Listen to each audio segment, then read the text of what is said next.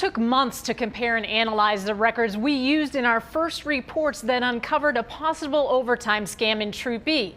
State police now looking at OT for 2 additional years in that troop, and the governor says the troopers and supervisors allegedly involved have tarnished the department's reputation.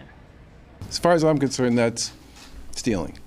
And no one who sits in one of these public positions should steal, period. That's like, you learn that when you're in 2nd grade. Strong words from Governor Baker as he announced sweeping reforms to repair the damage done by state police accused of taking pay for overtime shifts they may not have worked, in a scandal first exposed by 5 Investigates. We found troopers and supervisors paid for overtime shifts in 2016 on the Mass Pike they may have never worked. The state police now dismantling the entire troop. How concerned are you about the culture here? Because, there have been supervisors who were flagged in this audit. They all take the same oath.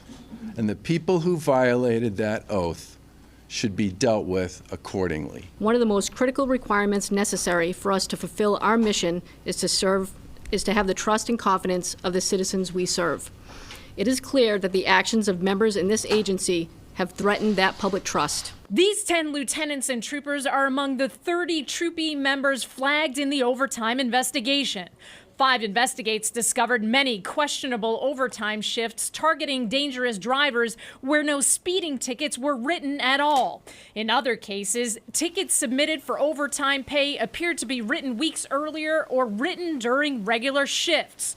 Most of the accused troopers are suspended without pay, lieutenants and several other troopers allowed to retire. The governor says any sworn members of law enforcement who betrayed their oath should be treated like the criminals they arrest. Those people are ultimately held accountable for the consequences of their actions. The same should be true with respect to those members of the law enforcement community who violate those laws. Seems pretty simple to me. And if convicted of a felony in this investigation, pensions could be on the line. State police will begin using GPS in cruiser laptops to track locations. GPS will also be added to state police vehicles that don't have it right now. And we asked for GPS and transponder data during our investigation, but those requests were denied. Kathy Carden, 5 Investigates.